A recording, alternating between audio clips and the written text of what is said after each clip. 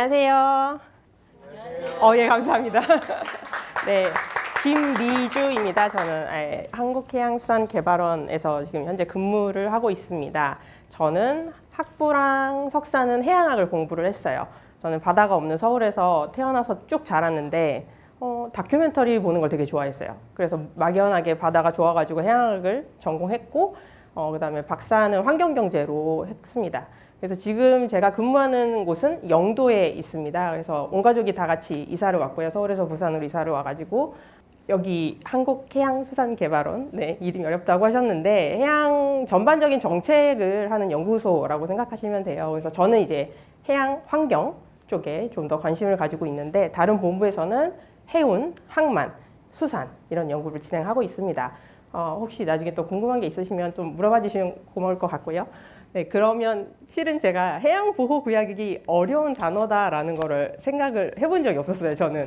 근데 이제 제 주제를 말씀을 드렸더니 너무 어렵다고 하시는 거예요. 그래서 좀 제목을 잘 지었어야 됐는데 어떻게 하면 해양을 보호할 수 있을까라던가 이렇게 했으면 좀 더 좋았겠다 그런 생각을 했습니다. 혹시 오륙도 스카이워크 가보신 분 계실까요? 네. 네, 감사합니다. 얼마 전에 리뉴얼 해가지고 스카이워크가 원래 9m였는데 17m로 조금 늘어났어요. 거기 보면 이제 섬 이쪽에서 보면 5개, 저쪽에서 보면 6개 가지고 오륙도가 있고요. 거기도 이제 그 주변 해역이 이제 해양보호구역으로 지정되어 있습니다. 그렇다면 해양보호구역이라는 게 뭘까요? 말해서 알 수 있듯이 해양, 바다, 딱 보호하는 구역 저희가 약간 땅 따먹기 생각하시는 것처럼 선을 이렇게 긋는 거죠. 선을 딱 그어서 여기 보호하는 구역, 여기는 보호하는 데야 라고 생각을 해주시면 되겠습니다. 영어로는 Marine Protected Areas 라고 합니다. 그러면 왜 보호를 해야 될까요? 거기가 되게 많은 생물들이 살고 있어요. 그리고 되게 가치가 있어요. 그러니까 저희가 보호를 해야겠죠. 그러면 우리나라 말고 전 지구에서 바다에서 보호할 만한 가치가 있는 곳, 또 다른 말로는 생물 다양성이 높다라고 표현을 합니다. 해양 생물 다양성이 높은 곳 3곳이 있습니다. 그래서 제가 힌트를 가지고 왔어요. 바로 답을 드리지 않을 거고 힌트를 가지고 왔는데 첫 번째 힌트, 2003년에 나왔던 니모를 찾아서 2016년에는 뭐였죠? 돌이 나왔었죠. 혹시 그 친구들이 네네. Great Barrier. 네, 선생님 감사합니다. 박수. 네. 네, Great Barrier Reef라고 말씀을 해주셨습니다. 네, 너무 이렇게 호주에 산호초 엄청 큰 데를 대부초, 호주 대부초 국립공원이라고 불러요. 선생님 혹시 가보셨습니까? 내년 1월에 갈 예정입니다. 우와, 너무 부러워요, 선생님. 저 한 번도 못 가봤거든요. 연구는 하고 있지만 가보지 못해가지고 너무 부럽습니다. 네, 거기 그러니까 산호초, 얘가 니모죠. 니모 물고기 이름은 뭘까요? 네, 흰동가리입니다. 네, 답변을 해준 아이는 저희 아들입니다. 네. 두 번째, 이거는 진짜 어려운 거예요. 이거는 제가 맞추시는 분이 없을 거라고 생각을 합니다. 여기 나무가 보여요. 근데 여기 앞에 이제 수로가 있죠. 물이 왔다 갔다 합니다. 나무를 잘 보시면 뿌리가 보입니다. 요 밑에 뿌리들이 다 올라와 있어요. 네, 혹시 이 나무 이름을 내가 안다 하시는 분? 맹그로브. 예, 선생님 혹시 저 해양 쪽에 종사하고 계시죠? 네. 예, 감사합니다. 예, 너무 감사합니다. 맞춰주셔서. 근데 아마 일반 분들은 모르실 거예요. 그래서 맹그로브라고 이제 열대 지역에 사는데 이쪽 바닷물이 들어왔다 나갔다 하는 곳에서 서식을 합니다. 그래서 이게 뿌리가 이렇게 올라와 있어요. 세 번째, 드디어 요 산호초, 참고로 산호는 우리나라에 있는데 산호초는 없습니다. 맹그로브 우리나라에서 살지 않아요? 네, 세 번째 사진, 우리나라에서 찍은 사진입니다. 제가 재작년인가? 통영에 가서, 거제였는지 통영에 가서 찍었어요. 해수욕장 지나다 보면 이렇게 아시는 분 조용히 해주시고. 네, 이거 혹시 이런 풀줄기 보신 적 있어요? 오늘 여기 올 때 엘리베이터 타고 오셨어요? 걸어오셨어요? 네, 저는 엘리베이터를 못 찾아서 건물 가운데 있는 계단을 이용해서 올라왔는데 2층에 이게 있더라고요. 깜짝 놀랐어요. 역시 여기 연구하는 곳이어가지고 네, 요거 잘피라고 합니다. 네, 그래서 요 세 곳이 서식하는 곳이 생물 다양성이 높다. 라고 얘기를 합니다. 그래서 하나씩 말씀을 드리면 첫 번째는 이제 산호초죠. 그래서 우리 선생님께서 좋은 발음으로 말씀해 주셨던 호주 대보초 국립공원에 가면 이렇게 쫙 엄청 넓은 곳에 있습니다. 그러면 저 물 밖에서도 저기가 보이잖아요. 그러면 파도가 막 이렇게 오는데 물 밑에 이렇게 산호초들이 있어요. 그럼 파도가 더 세질까요? 약해질까요? 네, 약해집니다. 네, 이게 좀 막아준다고 생각하면 돼요. 방파제처럼. 그러면 여기는 이제 상대적으로 물이 잔잔해야겠죠. 그러면 동물들이 이렇게 휩쓸리지 않고 해류나 조류에 휩쓸리지 않고 요 사이사이 숨어가지고 잘 지내겠죠. 그럼 작은 애들이 거기 잘 살아요. 그러면 누가 올까요? 작은 애들을 잡아먹는 좀 더 큰 물고기들이 오겠죠. 그럼 또 큰 물고기가 오고 그다음 마지막에 상어도 오고 그러겠죠. 네, 그래서 여기가 생물 다양성이 높다라고 얘기를 합니다. 또 질문. 네, 산호는 동물일까요? 식물일까요? 동물이다. 아니야, 산호, 상어 말고 산호. 네, 동물이다 내려주시고 식물이다. 네, 감사합니다. 내려주세요. 그러니까 가만히 있으니까 식물 같잖아요. 근데 실제로는 동물입니다. 그래서 폴립이라는 조그마한 그 개체들이 있고 얘네들이 조류, 미세조류, 조그만한 조류랑 공생관계예요. 근데 산호가 얕고 수온이 따뜻하고 이런 지역에 살다 보니까 요즘 지구가 뜨거워진다라는 이야기가 자주 나오죠. 그러니까 수온이 너무 높아지는 거예요. 그래서 같이 살던 그 공생조류들이 떠나는 거예요. 그러면 이렇게 탄산칼슘으로 된 뼈대만 남아가지고 하얗게 죽는 거죠. 산호가. 이거를 백화현상이라고 하고 호주에서 많은, 호주든 되게 유명한 곳들, 산호초가 유명한 곳들에서 이러한 일들이 많이 일어나고 있다고 합니다. 이게 또 저희가 보호구역을 지정해야 되는 이유 중에 하나라고 저는 생각을 해요. 우리가 보호하지 않아도 그냥 잘 있어요. 생물 다양성이 높아요. 그럼 보호할 필요가 굳이 없죠. 그냥 있는 대로 놔두면 되겠죠. 근데 자꾸 뭔가 없어지는 거예요. 그러니까 우리가 보호구역을 여기가 정말 중요한 지역이니까 우리가 여기만은 좀 보존하자. 그래서 우리 다음 후손에게 물려주자. 그렇게 생각할 수 있겠습니다. 그다음에 두 번째, 맹그로브인데요. 약간 산호초랑 비슷합니다. 보세요. 뿌리가 이렇게 있어요. 그러면 여기 물이 이렇게 올 때 물살이 약해지겠죠. 그럼 여기 또 작은 친구들이 잘 살아요. 그 작은 친구들을 먹으려고 큰 친구들이 와요. 그러면 사람들이 잡아먹는 물고기도 오겠죠. 그래가지고 그걸 물고기를 잡아먹은 새도 오겠죠. 그래서 이렇게 해서 생물이 다양하게 됩니다. 그리고 이걸 보존하는 거에도 가치가 있다라고 생각하시는 분들이 많으세요.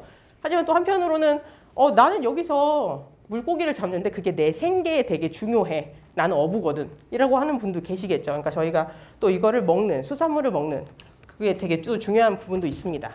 그리고 요즘은 이 망그로브라던가 뒤에 나온 잘피인데 탄소를 흡수한대요. 우리가 지금 화석 연료를 너무 많이 써가지고 탄소를 대기 중으로 엄청나게 방출하고 있어서 이 탄소를 줄여야 되는데 얘네들이 또 새로운 탄소 흡수원으로서 지금 되게 중요한 역할을 하고 있다. 맹그로브가 살고 있는 세계 지도입니다. 그래서 우리나라가 잘 안 보이시겠지만 저 위에 있죠.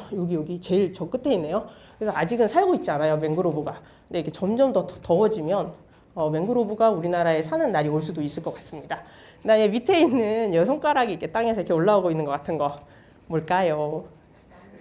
뿔이에요, 뿔이. 근데 망그로브가 뿌리 중에서 이렇게 산소가 부족하기 때문에 산소를 하려고 있는 뿌리래요.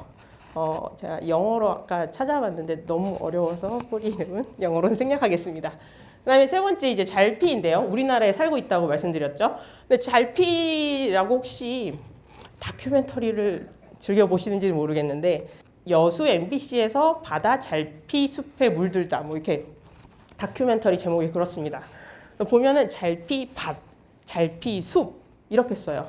왜 그럴까요? 밭은 우리가 뭘 하는 곳이죠? 네, 먹을 것을 하는 곳이죠. 숲은 뭔가 되게 좋은 곳이라고 생각을 하잖아요. 산소도 발생하고 그런 역할을 하고 있거든요. 그래서 잘피도 똑같습니다. 잘피 밭, 잘피 숲, 영어로는 이제 씨그라스라고 하고 씨그라스 매도, 마치 초원처럼 이렇게 잔디가 쫙 깔려 있는 것처럼 있으니까 또 여기 물살이 이렇게 오면 물살이 약해지고 얘는 또 식물이니까 이거 갉아먹는 작은 생물들이 많이 살고 그거 잡아먹으려고 오는 친구들이 또 많이 있겠죠. 네, 똑같은 이유로 이제 이 서식지를 제공을 하고 물고기들이 와서 알을 낳고 새끼를 기르고 하는 면에서 되게 중요합니다. 이게 이제 통영이었던 것 같아요. 이제 갯벌에도 잘피가 살고, 그다음에 저쪽 동해 쪽에도 좀 종류가 다른 잘피가 사는데 갯벌에 이렇게 물이 쫙 빠지니까 잘피들이 이렇게 있어요. 근데 그 다큐멘터리 보시면 유튜브 가면 공짜로 보실 수 있어요. 그냥 그 이렇게 지역 주민들이 이제 맨손업이라고 하죠. 어떤 도구를 사용하지 않고 이렇게 가면서 해삼을 이렇게 바구니에 담고 뭘 바구니에 담으세요. 그냥 여기 이렇게 있더라고요. 그래서 저도 그 다큐멘터리를 보고 되게 신기했고요. 해초류라고 합니다. 잘피는 해초류. 해조류는 아시죠? 우리 먹는 미역국, 다시마. 그게 해조류고요. 이거는 해초예요. 그러니까 풀인 거예요. 풀. 여러분 밖에 공원에 가면 풀이 때때로 이렇게 꽃을 피우죠. 잘피도 꽃을 피웁니다. 물속에서. 네, 그래가지고 그것도 한번 찾아보시면 좋을 것 같아요. 그래서 물속에서 꽃을 피우는 식물입니다.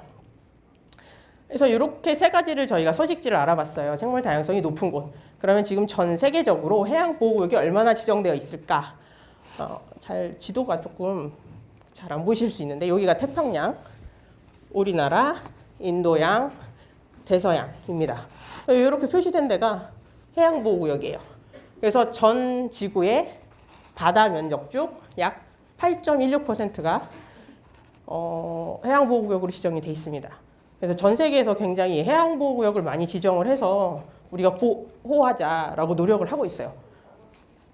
그럼 우리나라에는 어떤 해양보호구역이 있는가라고 했을 때 여기는 이제 해양생태계법에 의해서 지정된 해양보호구역이 있고 또 여러분 국립공원 가보셨죠?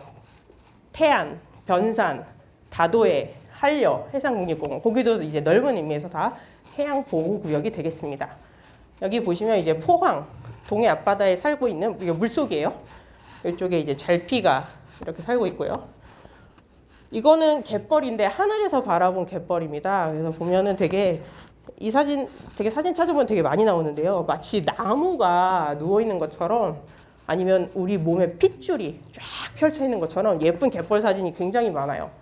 이게 여기는 갯굴이고요. 여기가 물이 흐르는 곳이 있고 여기는 이제 제주도 문섬 해양보호구역입니다. 여기 이제 스킨스쿠버 하시는 분들이 찍었어요.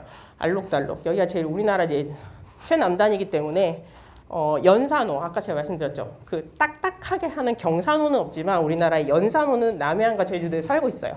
그리고 이렇게 아열대 어종들이 찾아와서 굉장히 아름다운 곳이 우리나라에도 있습니다. 그런데 국제사회가 약속을 했어요. 우리가 2020년까지 해양보호구역을 10% 늘리자 했다가 2020년이 지금 지났잖아요. 그래서 2030년까지 30%까지 우리가 지정하자라고 약속을 했어요.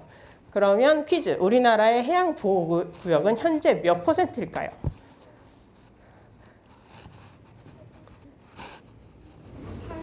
8. 감사합니다. 8%. 그냥 편하게 말씀해 주시면 되겠습니다. 12, 15, 19. 네. 굉장히 똑똑하다는 거 아시죠? 왜냐면 전 세계가 목표를 30으로 했으니까 30보다는 적을 것이다. 라고 생각을 해서 지금 다 합리적인 구간을 말씀해 주신 것 같아요. 자, 여기에 답이 있습니다. 이 답이 그렇게 정확하지는 않아요. 근데 답을 찾기는 조금 쉽지 않습니다. 여기는 이제 한국보호지역 통합 DB 관리 시스템이라 그래서 우리나라 해양뿐만이 아니라 육상에 있는 보호지역까지 다 보여주고 있고요. 답은 바로 여기 있습니다. 2.13%. 생각보다 되게 작죠. 물론 저 숫자가 정확하지는 않아요. 저 이후로 지정된 게 지금 반영이 안 돼 있는 것도 있습니다. 근데 대략 2.5%가 안 돼요. 지금 현재. 굉장히 작다는 것을 알 수 있죠. 그래서 여기도 이제 많은 노력이 필요합니다. 보시면 굉장히 해양보호구역이 연안에만 좀 있어요. 그래서 우리도 먼 바다에 좀 지정을 해야 되는 그런 부분도 좀 있고 지정이 필요하겠죠. 제가 말씀드리고 싶은 거는 오염이에요. 그러니까 왜 보호해야 하는가? 이게 가만 놔둬서 괜찮으면 보호를 굳이 하지 않아도 되는데 왜 보호해야 하는가? 해양 오염이 일어나고 계속 그래서 생물 다양성이 줄고 있기 때문에 우리가 보호를 해야 되는 거죠. 그러면 바다 오염은 어디서 되는 걸까?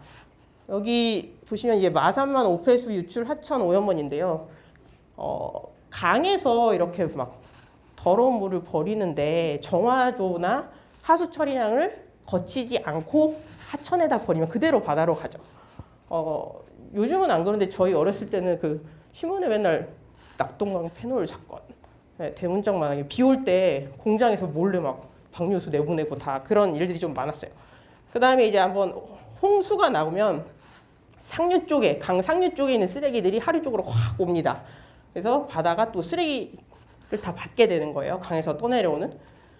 여기는 서귀포 정방폭포 앞 바다 속입니다. 바다 속인데 눈에 보이는 거 딱 봐도 이제 페트병이 많이 보이시죠.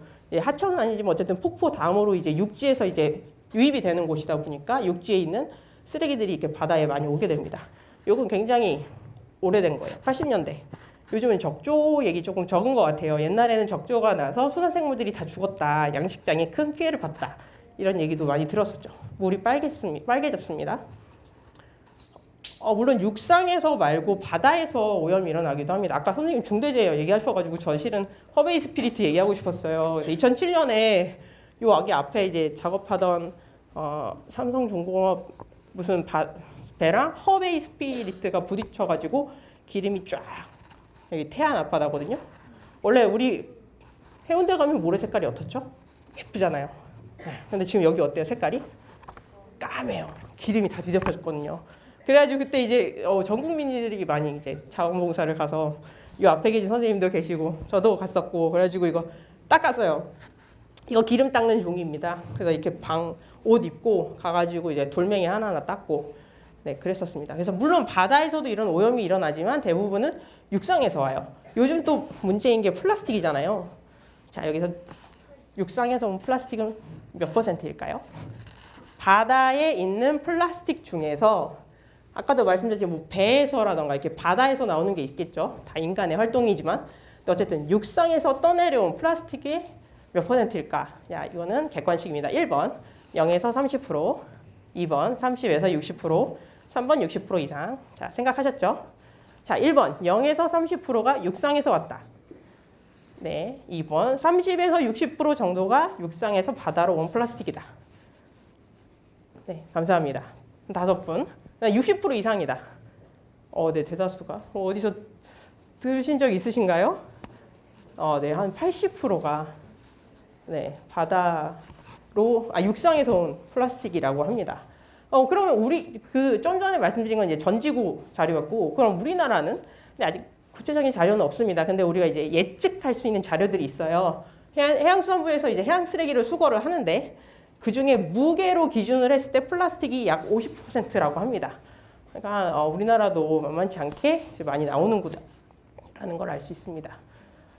이거는 마지막인데요. 그래서 저는 오늘 말씀드린 거를 요약을 하자면 해양보호구역이 왜 중요한지, 해양이 왜 중요한지, 그럼 우리는 뭘 해야 되는지 한번 각자가 생각해 보셨으면 좋겠어요.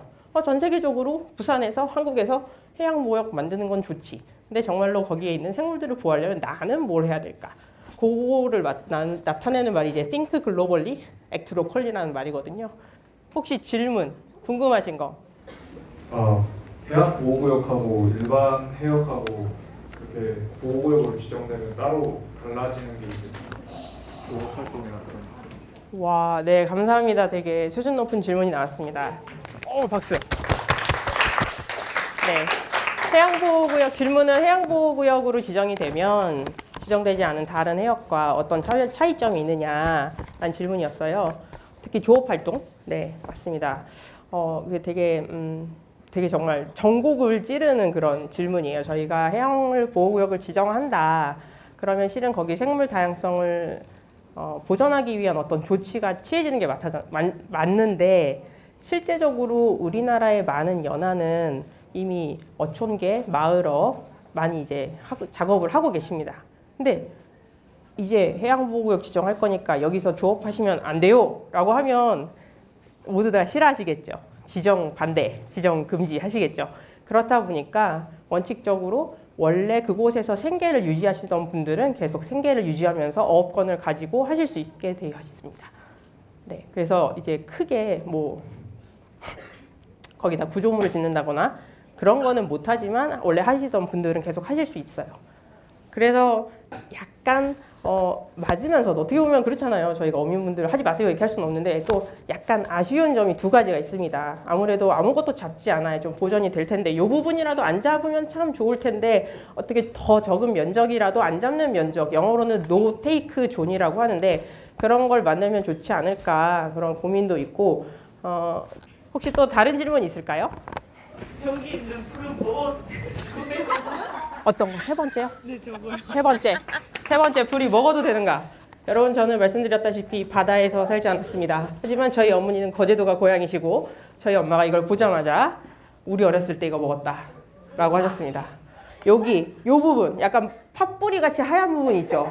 여기를 이렇게 까가지고 어렸을 때 간식으로 드셨대요. 저희 어머니가 70살, 일흔 연세가 좀 많으시죠. 그 당시에는 이제 먹을 것도 없어서 진달래 따 먹어서 화전하던 그런 시기였고, 네 그렇게 참고하시면 되겠습니다. 맛있는지는 제가 나중에 여쭤볼게요. 네, 진달래 혹시 드셔보셨어요? 진달래 화전한다 그래서 전 진달래가 진짜 맛있는 건 줄 알았어요. 네, 그렇게 생각하시면 돼요. 이게 맛있어서 먹는 게 아니라 그 당시에 먹을 게 없어서 먹을 수 있는 거니까 그냥 먹었던 것 같아요. 네, 또 다른 질문이 없으시면 제가 퀴즈를 내도록 하겠습니다. 제가 선생님 열심히 퀴즈를 생각해봤는데 한 개밖에 생각을 못했어요. 선착순입니다. 말하자마자 손을 들고 답변을 하시면 됩니다. 부산에 있는 해양생태계법에 의한 해양보호구역은 모두 몇 개일까요? 아무거나 얘기하세요. 네. 15개. 땡. 12개. 땡. 여기. 3개 정답! 네.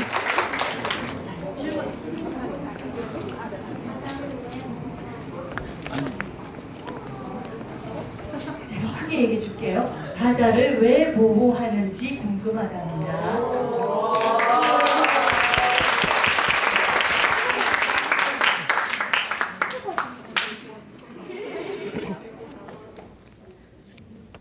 저의 개인적인 의견을 말씀드릴게요. 우리가 바다를 왜 보호해야 하는가? 저는 개인적인 생각이 있거든요. 이제 생물이 물에서 탄생을 했다라고 얘기를 하죠. 그래서 그 물에서 정말 물이 또 지구의 물이 70%고 지표면에 우리 몸의 물도 70%예요. 굉장히 그런 유사한 면이 있어요. 물이 없이는 우리는 살아갈 수가 없어요. 바다가 없으면 저희가 살아갈 수가 없어요. 근데 바다가 그냥 아까 계속 말씀드렸지만 바다를 보호하지 않아도 바다가 건강하면 안 해도 괜찮아요. 바다도 건강하고 저희도 건강할 거예요. 근데 바다가 건강해지지 않는 것 같아요. 기후변화가 계속 일어나고 해양산성화가 일어나고 오염이 되면서 생물들이 죽고 그러면 그건 언젠가는 저는 이제 저희한테 올 거라고 생각을 합니다. 인류가 과연 살 수 있을까 여기서 굉장히 그런 근본적인 문제이기 때문에 얼마나 그것이 시간이 걸릴지 어떤 영향을 끼칠지 그런 자세한 걸 떠나서 그냥 인류가 생존하기 위해서는 바다를 보호해야 한다. 사람이 살기 위해서 바다를 보호해야 한다고 생각을 합니다. 지금까지 많은 바닷물을 먹어봤는데요. 더 짠 바다가 있던데요. 왜 더 짠 거예요? 어디서 더 짰어요? 광안리요. 광안리가 더 짰어요? 어디랑 비교해서? 해운대요. 해운대랑 비교해서? 네, 제가 뭐 광안리나 해운대에서 염도를 비교하지는 않아서 정확하게는 모르겠는데 이제 어쨌든 광안리나 해운대나 지금 학생분께서 말씀하신 곳이 굉장히 연안 근처죠. 육지 바로 옆에. 그러면 육지에서 영향을 받겠죠. 만약에 강이 흘러들어요. 그럼 그쪽은 조금 염도가 낮을 수 있죠. 그리고 또 홍해 아세요? 홍해? 지중해 홍해 그쪽에 그 사해라고도 부르잖아요. 사람 들어가면 이렇게 몸 둥둥 뜨는 곳. 거기가 이제 염분이 굉장히 높죠. 거기는 왜냐면 이제 비는 안 오는데 햇빛이 너무 많다 보니까 증발량이 많은 거예요. 그래서 물이 점점 쪼그라드니까 이제 소금이 많아지고 그런 점이 있고 또 혹시 제주도 이렇게 연안에 가면 민물이 퐁퐁퐁퐁 솟는 곳이 있는 거 아세요? 바닷속에. 그러니까 걸어갈 수 있을 정도로 얕은 곳에 가서 거기 퐁퐁퐁퐁 솟는 데 가면은 거기가 짠물이 아니라 민물이 나와요. 그러니까 워낙 화산 안반이다 보니까 물이 강을 이루지 못하고 제주도에서 그냥 흡수됐다가 저쪽으로 나와가지고 민물이 나오는 거예요. 그럼 그쪽은 당연히 이제 좀 바닷물이 좀 뭐랄까 연하겠죠. 그리고 그냥 추가적으로 한 가지 더 말씀을 드리면 전 지구에 해류가 이렇게 한 바퀴를 돌고 있어요. 전 세계적으로. 그걸 컨베이어, 오션 컨베이어 벨트라고 부르는데 그 시작하는 곳이 어디냐면 저쪽에 북대서양에 그쪽 육지에는 저도 가보진 않았습니다. 말만 들었는데 산이 이렇게 V자 협곡으로 생겼대요. 바람이 불기 시작하는데 V자로 있으니까 바람이 막 이렇게 모이는 거예요. 마치 여기처럼 이렇게 확 하겠죠. 근데 거기는 북쪽이니까 되게 추워요. 차가운 바람이 계속해서 바다를 때립니다. 그러면은 물이 어떻게 될까요? 얼겠죠. 근데 여러분 소금물이 얼 때 물만 얼나요? 소금까지 같이 얼나요? 물만 얼죠. 소금은 계속 안 얼죠. 그러면 그 주변에 있는 물은 어떻게 될까? 바닷물은 어떨까요? 엄청나게 짜겠죠. 엄청나게 짠 데다가 그 차가운 바람이 계속해서 내리쬐는 거예요. 그러면 온도가 따뜻할까요? 차가울까요? 엄청나게 짠 데다가 엄청나게 차가워요. 그래서 밀도가 높아지거든요. 그럼 같은 같은 부피의 물이라 하더라도 그램수가 무거워지는 거죠. 그러니까 그 물들이 그럼 어떻게 해야 될까요? 주변에 있는 물보다 너무 무거워지니까 이렇게 쭉 가라앉죠. 그래서 거기가 이제 해류가 시작되는 곳이라고 합니다. 네, 그래서 그렇게 염분은 세계 곳곳으로 다 다르다. 네, 그런 호기심을 가지고 연구를 하시면 또 좋을 것 같습니다. 네, 이것으로 저의 강의를 마무리하도록 하겠습니다.